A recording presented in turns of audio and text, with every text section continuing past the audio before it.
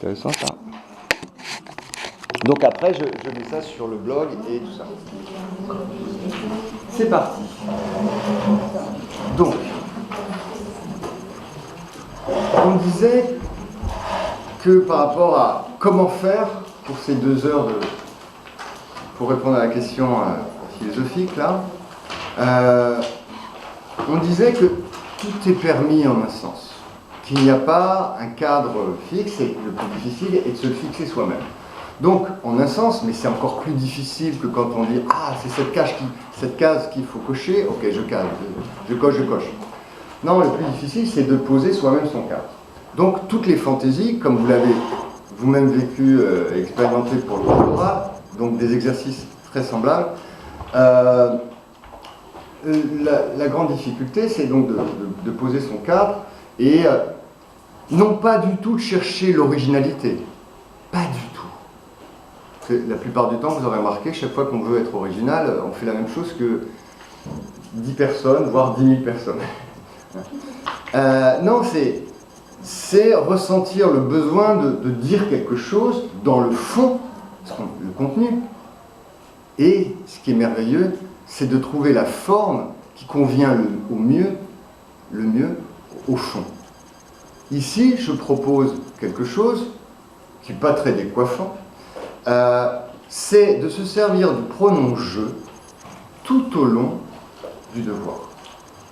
Ce qui est en soi autorisé, même dans un exercice un peu plus académique, mais là, ça prend tout son sens. Peut-être que quelqu'une va faire ça, c'est-à-dire de parler en première personne, tout au long de la dissertation. C'est une dissertation. C'est un essai. Hein. Je ne sais pas comment appeler ça, puisque bon, on va parvenir à ces questions-là. Donc, ce qui est intéressant, c'est que votre réflexion devait prendre appui ou non, mais en tout cas s'inspirer de vos 2 premières heures, si vous avez commencé par là d'ailleurs, parce que peut-être que vous avez commencé par l'essai philosophique, pourquoi pas. Il n'y a aucune obligation de ce point de vue. Hein. Les 2 se tiennent. Bon, je n'insiste pas pour entrer au plus vite dans ce petit exercice. Mais regardez, à un moment on va dire, je peux même changer de nom. Non seulement de prénom, en prenant tel ou tel pseudo, auprès des amis, vous voyez ce que je veux dire, mais je peux même changer de patronyme, justement pour prendre un matronyme, le nom de ma mère, ou prendre le nom de mon mari, ou pourquoi pas de mon épouse. L'état civil le permet. Enfin, je ne sais pas si l'état civil français permet qu'un mari prenne le nom de son épouse. Voilà, c'est cette question. Ce serait drôlement intéressant de se poser cette question. Enfin, de voir. Vous pensez? On vérifiera. Donc, Frédéric Moreau. Moi, la petite phrase que j'ai en tête pour faire une entrée en matière, mais un peu mordante, quoi, c'est qu'on ne sait pas là. Je ne le dis pas encore, hein, je ne me lance pas encore parce qu'Amira voulait faire une réflexion. Mais il y a un moment, on peut très bien dire, mais que je m'appelle Frédéric ou Janine, que je m'appelle Frédéric Moreau ou Frédéric Mitterrand, puisque, voilà, vous savez, vous connaissez ce nom peut-être, je. Bien. Amira, vous vouliez faire une remarque préalable? Non, c'est bon.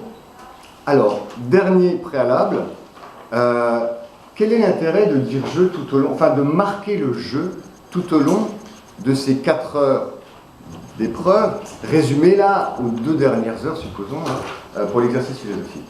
C'est que ce jeu, oui, allez-y, Amira. C'est que justement, ce jeu, il reste le même, et ça change pas. Le jeu est idem. C'est l'identité du penseur, de la penseuse. Or, ce jeu sera passé par, peut-être pas 1001, mais des dizaines, sera passé par des dizaines d'idées, et surtout, non pas le jeu lui-même, mais le jeu aura changé de pensée. Qu'est-ce que c'est qu'une réflexion? C'est du temps, et idéalement, à la fin de la dissertation, il faudrait la refaire. Parce que justement, on est parvenu à une pensée qu'on n'avait pas au départ. Donc, je ne dirais pas que c'est le meilleur exemple qui illustre le fait qu'il y a identité, au sens latin, idem, etc. Il y a identité du je pensant mais variation à l'infini du contenu de pensée, de ce que je pense. Bel exemple. Qu'est-ce que c'est qu'une dissertation? Et donc, on souhaite à tout candidat et à tout candidat, à la fin des 2 heures ici, mais à la fin des 4 heures pour la dissertation de philosophie, on pensait académiquement, on lui souhaite d'avoir changé, pas en tant que jeu, d'avoir changé de pensée, de regard sur la question, etc. Voilà comment je justifie cette proposition qui, encore une fois, n'est pas excentrique. Hein. Il y a des copies comme ça qui se présentent en jeu.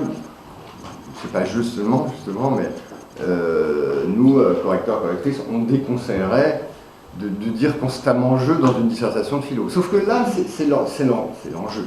Ah, oui. D'ailleurs, puisque le jeu, c'est idem, c'est tous les mêmes, entre guillemets. En plus. C'est tous les mêmes. Alors pourquoi tout le monde utilise jeu pour parler d'eux, alors qu'on peut utiliser jeu pour parler de quelqu'un d'autre, puisque on est tous les mêmes. Rebecca vient de faire une remarque qui va beaucoup nous aider et qui est lumineuse. C'est la vôtre, mais c'est aussi la nôtre, car voilà, nous avions dit cela. Quelqu'un a cité ce texte, je crois que vous étiez là lundi, je me souviens plus, excusez-moi. Non. Quelqu'un a redonné la référence du texte, je regarde par là, qui nous a permis de dire cela.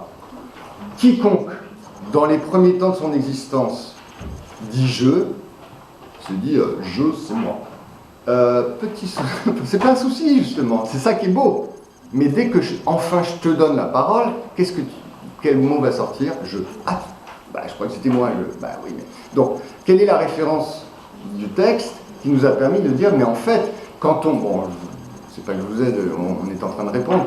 Quand je fais la distinction entre ce qui est à moi et le moi, c'est-à-dire, pour le dire plus rigoureusement, plus conceptuellement, dans le cadre de ce texte, quand je fais la différence entre les qualités et la substance, en fait, je suis face à ce constat qu'entre ta substance et la mienne, il n'y a aucune différence. Et le problème, souvenez-vous, dans ce texte, dont on va dire les références, c'est que c'est la question de l'amour. Ça tombe bien, Frédéric Moreau. Hein. La question de l'amour. Mais pourquoi j'aime cette personne plutôt que celle d'à côté? Pascal, dans ses pensées, nous dit, si tu l'aimes, ce n'est pas pour ce qu'elle est, c'est pour ce qu'elle a. Écoute, tant mieux pour toi si elle garde cette qualité tout au long de votre histoire d'amour. Et souhaitons que ce ne soit pas parce qu'elle ou il perd cette qualité que tu vas cesser de l'aimer. Mais bien souvent, c'est ça. Enfin, je sais pas, à vous de voir, à nous de voir. Parce qu'en fait, la substance, elle traverse, elle soutient. Et comme on le disait lundi, Pascal est plutôt du côté de ceux et celles qui pensent que l'âme, elle est immortelle. La substance, en fait, elle est immortelle. Il y a une vie éternelle. Et si tu la passes pas au paradis, tu la passeras de l'autre côté, ce sera moins drôle, mais tu es encore là. Etc. Allez. Est-ce que quelqu'un voulait faire une... Non, c'est bon. Bon, commençons. Premier petit paragraphe, c'est un paragraphe où on montre qu'on a compris ce que ça veut dire « je change sans cesse ». Tous ces changements. Donc, vous notez tout dans un premier temps, puis après vous allez lâcher, vous allez prendre des notes, peut-être, je ne sais pas, à vous de voir. Donc moi je commencerai comme ça. Que je m'appelle Frédéric Moreau, pour faire quand même un petit lien avec l'exercice précédent. Que je m'appelle Frédéric Moreau.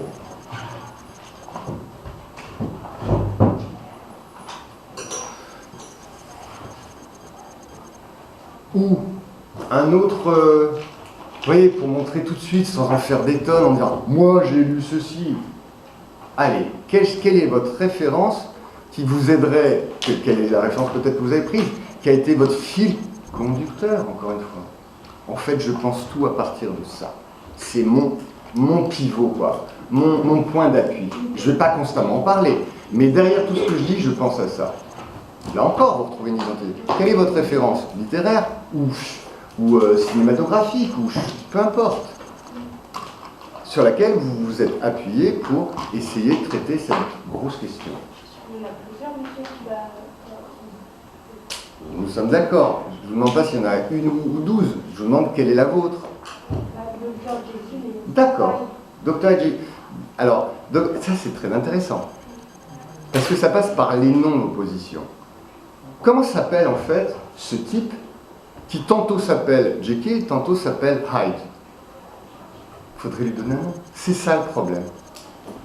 C'est le même jeu, la même substance, dirait Pascal, qui peut tantôt s'appeler ainsi, tantôt cela. Et pourquoi pas un troisième nom de baptême s'il rencontre une ou un bien-aimé, j'en sais rien, et qui tout d'un coup lui donne envie de se faire appeler autrement.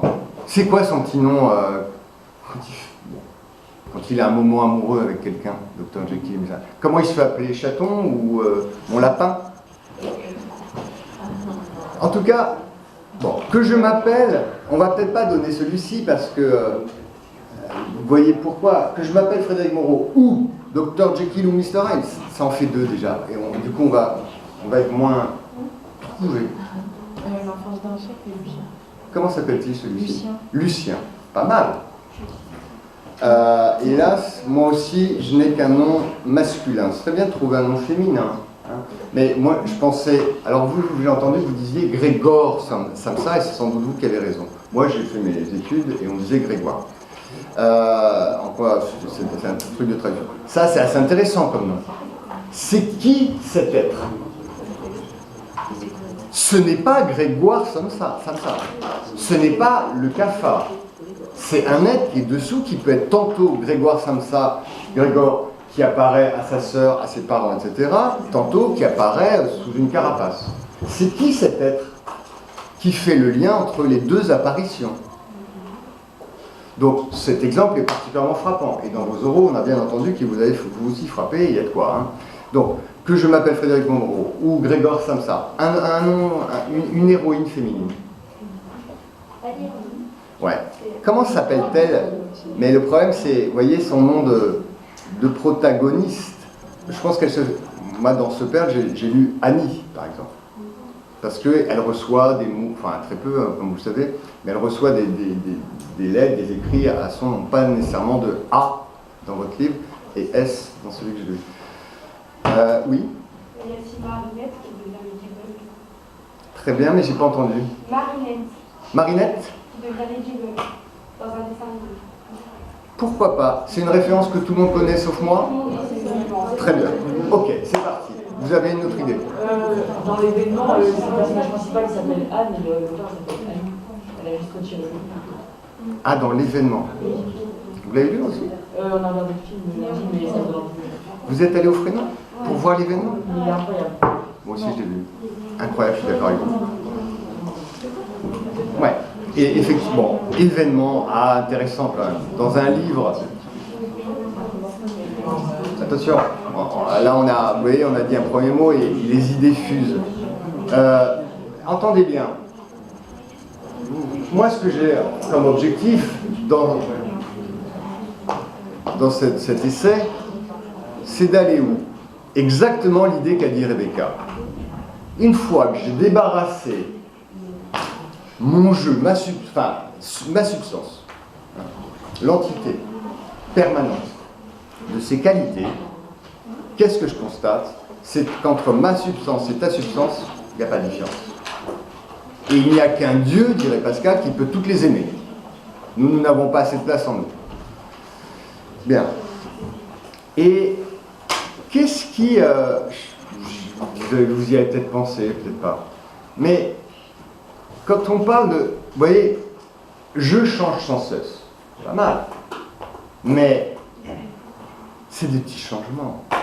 Les gros changements. C'est-à-dire quand on passe des seuils, comme les âges de la vie, par exemple. Ne plus être un enfant, ne plus être ceci, ne plus être cela. Ah, je suis passé à... Ça, comme vous le savez, sortir de l'enfance, il n'y a pas de calendrier pour ça. Il y a des gens qui en sortent à 13 ans et demi, il y en a d'autres qui, toujours à 92, ne sont pas sortis de leur enfance. Qu'est-ce que c'est que l'enfance, en d'autres termes? Qu'est-ce qui nous fait changer, mais radicalement? Et pourtant, c'est bien le jeu qui change de façon de voir la vie, de son rapport au monde. Mais c'est bien la même personne. Bien. Ce sont justement des événements. Parfois, nous passons à côté de ce qui est un événement. Qu'est-ce que c'est qu'un décès? Vous avez vous-même pris ces exemples. Non, c'était dans d'autres copies, pardon. Il y a des choses, normalement, qui devraient nous changer. Quoi, avec tout ce que tu as vécu, tu ne vois pas encore le monde autrement, c'est pas possible. Ben si. il y a des gens, ou moi, peut-être, on n'ouvre jamais nos yeux, il n'y a pas de sursaut de conscience. Et on va rester un vieil enfant, alors qu'on a 70 ans ou 50, peu importe. On se comporte comme si on n'avait pas, au fond, changé. Donc, par exemple, ça, il faudra s'en souvenir. Ok, je change sans cesse, mes cellules se renouvellent physiquement, biologiquement, et puis mes idées, au cours d'une journée, elles n'arrêtent pas de changer, etc. Mais qu'est-ce que c'est qu'un vrai changement? C'est pas ça, en fait. Et donc, même quand se produit un changement aussi radical, qui va faire peut-être dire aux autres « mais t'as complètement changé », tout en s'adressant à moi, en me rappelant qui j'étais, donc c'est bien la même personne. Eh bien, justement, comme ces changements sont assumés, voire volontaires, ben, c'est là qu'on affirme le jeu. Oui, c'est pas du tout... ces changements n'excluent pas la permanence. Au contraire, réveillent, mobilisent cette invariance, cette permanence, cette identité, Bon, allez, c'est parti. Donc, que je m'appelle Frédéric Moreau, entre parenthèses, éducation sentimentale, bon là, ça serait peut-être pas nécessaire, mais là, si on donne une autre référence, ça va être nécessaire. Ou Anne, entre parenthèses, l'événement, Dany Ernaud, tous ces jeux justement avec le prénom.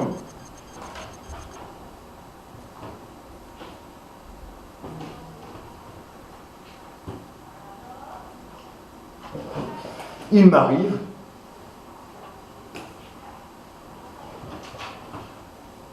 au cours de mon existence, quelque chose comme ça, que je m'appelle ainsi ou autrement, il m'arrive au cours d'une, ça aurait été bien de dire, une seule et même existence, au cours de mon existence, virgule, au cours d'une seule et même année scolaire, après tout, pas trop d'allusions au fait que vous êtes en train de préparer un examen ou vous passez l'examen, bon, tant de candidates et de candidats le font, mais là c'est une unité temporelle, c'est pour ça. Que je m'appelle ainsi autrement, il m'arrive au cours de mon existence, et déjà au cours d'une seule et même année scolaire, voir V-O-I-R-E. N'écrivez pas voir même, c'est une incorrection qui est très fréquente. Pourquoi? Parce que voir V-O-I-R-E, ça veut dire et même. Très bien, nous sommes d'accord. Donc, voir au long d'une seule et même journée.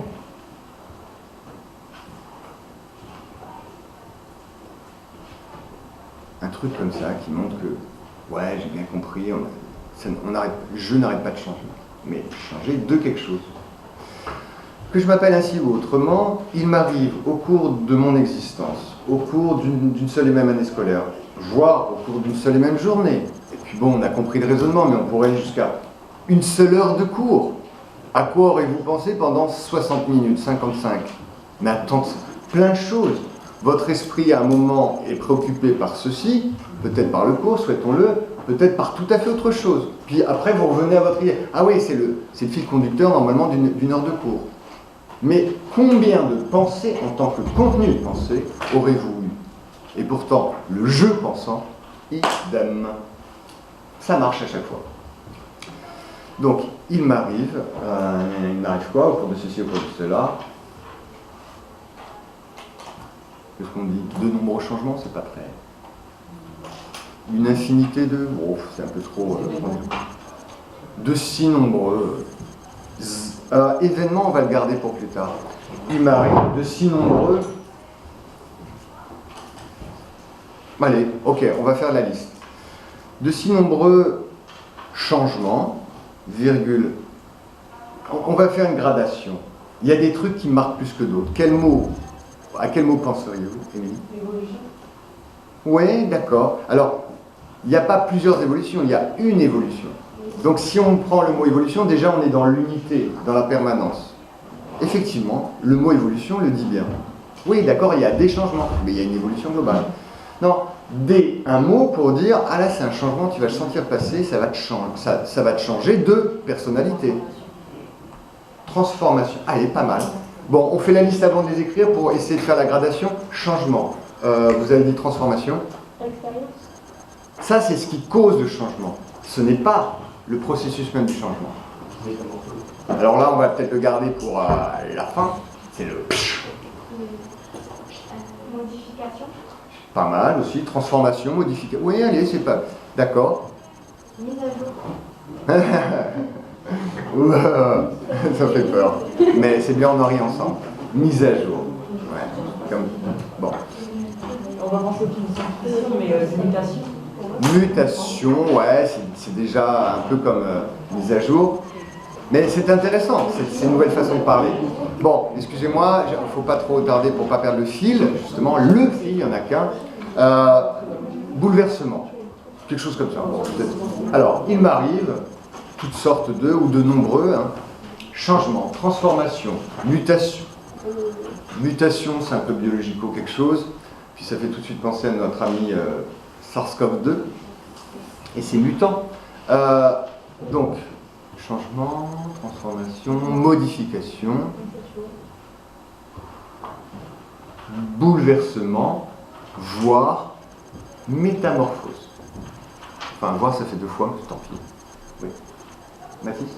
Mais vous avez dit un mot, mais ça fait aussi le bouleversement, ça peut aussi penser à la cause du changement. Vous avez peut-être raison. Allez, d'accord. Est-ce que le bouleversement, c'est le processus même du changement, ou est-ce que c'est la cause de ce processus? Ça peut être l'idée en fait. Bon. Bon, c'est intéressant comme remarque.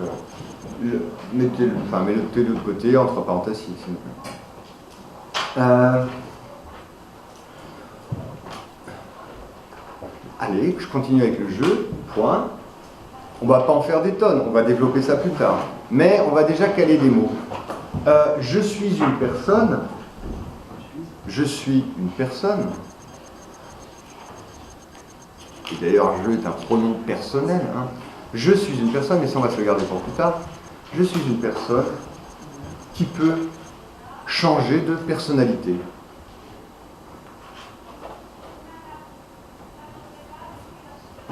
Tiens, on va faire la transition avec ce mot personne. Je suis une personne qui peut changer de personnalité, ce qui est plus intéressant, vous voyez, parce que c'est plus les transformations physiques de personnalité. C'est qu'est-ce que tu as là-dedans, comme on dirait un peu vulgairement. Quelles sont tes convictions? Ah, tu as complètement changé de personnalité, ça veut dire, c'est pas seulement t'as pas pris 5 ans ou 10 ans, c'est que tu penses autrement. Parce que parfois, on prend 10 ans, mais on pense pareil. N'est-ce pas? Je suis une personne qui peut changer de personnalité, virgule, qui peut, il y a un autre petit mot qui nous intéresse beaucoup, qui peut jouer tant de personnages. Tant, T-A-N-T, bien sûr. Tu vois? Tant de personnages. Jouer, ouais.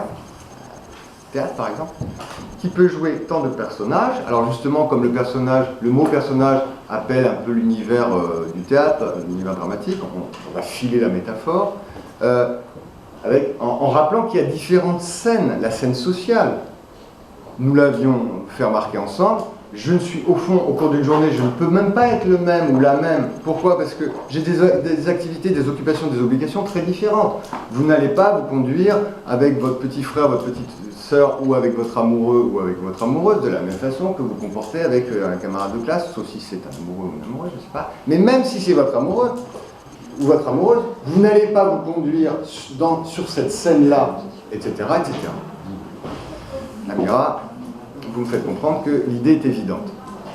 Donc, je suis cette personne qui peut avoir diverses personnalités et qui joue différents personnages sur la scène sociale.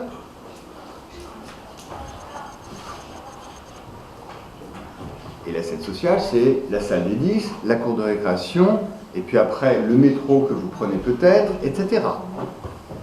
La scène sociale où dans la sphère, allez c'est parti, c'est pas très joli, mais dans la sphère privée,